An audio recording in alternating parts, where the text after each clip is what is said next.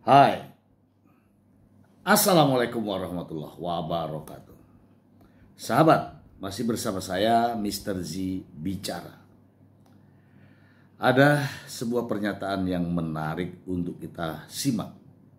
Hal ini terkait dengan kebangsaan tentunya. Terkait dengan NKRI, Negara Kesatuan Republik Indonesia. Dari seorang sosok yang sangat dikenal oleh publik di Indonesia. Mari kita simak bersama. Pencetus ide melawan Belanda adalah kiai-kiai Islam, yaitu saat itu bikin serikat dagang Islam, terus lama-lama menjadi serikat Islam, terus lama-lama menjadi partai Islam, dimulai dari angkatannya Hos Cokroaminoto, jenis Haji Umar Said sinten Cokroaminoto, itu disingkat jenis Hos Cokroaminoto. Jadi tidak bisa Indonesia itu meninggalkan partai Islam, karena dulu pertama pendiri era kepartaian niku malah partai-partai apa? Islam yang lahir di Solo, di Jogja. Bahkan sebelum ada negara yang bernama Indonesia, itu ada negara yang bernama Demak Bintoro, ada Demak Ngayogyakarta apa? Karto. Itu semua negeri apa? Islam. Sejarah ya, paham. Sehingga secara kesejarahan kita tidak kalah sama tuanya Soekarnoisme atau partai PNI. Dan sampai kan kita ini kan kayak dinabubukkan seakan-akan Indonesia itu dimulai dari Soekarno. Sehingga nak wani Pak Karno itu koyo-koyo itu kita anti Indonesia. Ya kita tidak mungkin nggak menghormati Soekarno, beliau sebagai pahlawan besar kita hormati. Ya, tapi ya kebesaran Pak Karno demi bangsa Indonesia jangan kemudian direduksi, disederhanakan hanya melewati partai. Ya itu kan namanya pekerdilan. Tentu Pak Karno bikin negara ini ya untuk semua bangsa, bukan untuk PDIP saja, bukan untuk partai-partai marhainisme saja, juga bukan untuk partai-partai yang berfaham Soekarnoisme saja. Ya sama, tapi kita juga adil, sebagai kiai juga adil. Hos Cokroaminoto bikin partai Islam adalah untuk mengusir Belanda dari bumi Indonesia, yang nantinya juga untuk kepentingan semua bangsa Indonesia, tidak hanya yang Islam saja. Ya kita adil, sama-sama adil. Saat nasionalisme ya tidak mengurangi keagamaan, saat keagamaan tidak mengurangi nasionalis. Tapi itu tadi kemudian ini dikerdilkan secara politik. Di sawangannya nak wis duwete Pak Hasim Mbak Mega nasionalis religius itu sudah ditren. Angger duet senengane pasangan nasionalis sampai religius. Apa nak nasionalis terus wajib sholat? Apa nak religius terus gak wajib nasional? Sebetulnya itu kan wajib. Apa nak wong Indonesia terus wajib sholat hanya karena atas nama nasionalisme? Apa nak wis kiai terus wajib bayar pajak? Itu kan pengkerdilan, proses pembohongan ya. Pembohongan secara publik. Proses pembohongan secara publik. Kok dibodokno, sedurunge bodoh itu kan itu kan repot.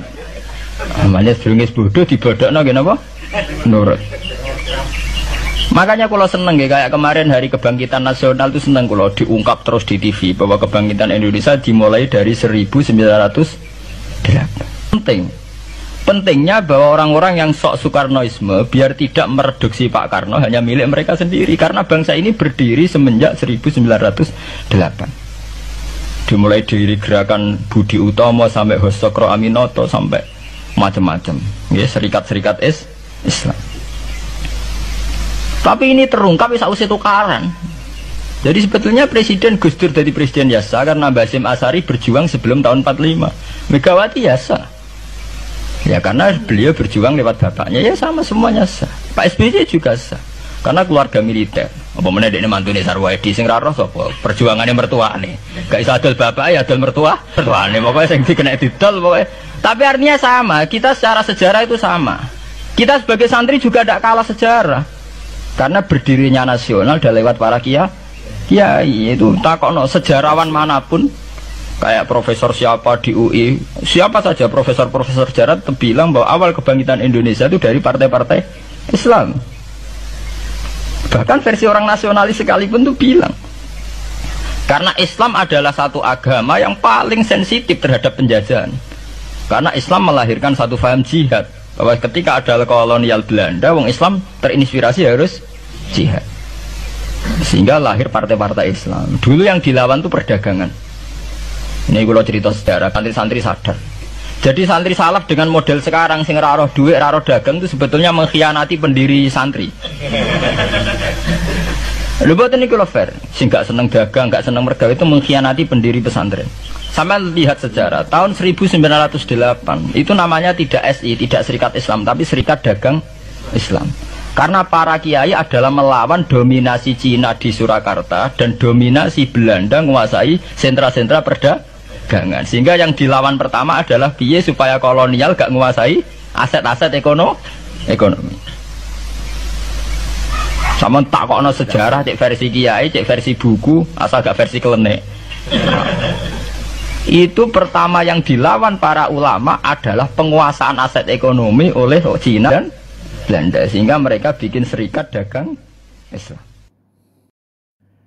Ya, demikian sahabatku ya, itu adalah ulasan cerdas ya. Mudah-mudahan sahabat-sahabat semua bisa menganalisa, bisa berpikir apa yang disampaikan. Kalau memang itu benar, silahkan kita terima. Kalau itu ada kesalahan, tentu saja kita akan pertanyakan. Demikian sahabatku, semoga bermanfaat. Terima kasih. Wassalamualaikum warahmatullahi wabarakatuh. Ciao.